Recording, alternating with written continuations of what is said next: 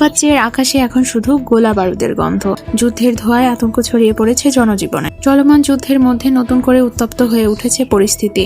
বাড়ছে আঞ্চলিক সংঘাত, ছড়িয়ে পড়ার সংখ্যা। এরই প্রেক্ষাপটে আরব দেশগুলোর উদ্দেশ্যে আশ্বাস দিয়ে ইরান দেশটির পররাষ্ট্রমন্ত্রী আব্বাস আরাগচি জানিয়েছেন, যুদ্ধ চললেও ইরানের লক্ষ্যে আঞ্চলিক কোনো প্রতিবেশী দেশ নয়, বরং চলমান সংঘাতের মধ্যেই ইরান কেবল যুক্তরাষ্ট্রের সামরিক উপস্থিতিকেই লক্ষ্যবস্তু করেছে। মঙ্গলবার রাষ্ট্রীয় গণমাধ্যম রাষ্ট্রীয় দেওয়া এক সাক্ষাৎকারে তিনি বলেন, ইরানের প্রতিবেশী দেশগুলোর বিরুদ্ধে কোনো হামলা চালাচ্ছে না। তার দাবি, মার্কিন সামরিক ঘাঁটিগুলো ইরানের হামলার মূল লক্ষ্য এবং মার্কিন সেনাদের অবস্থান বদল করলেও হামলা থেকে রেহাই পাবে না। যুদ্ধ চলাকালীন এই পরিস্থিতিতে আরেকটি অভিযোগ, কূটনৈতিক আলোচনায় অব্যাহত থাকা সত্ত্বেও ইসরায়েলের সঙ্গে মিলে বিমান হামলা চালিয়ে যুক্তরাষ্ট্রের কূটনৈতিক পথকে দুর্বল করেছে।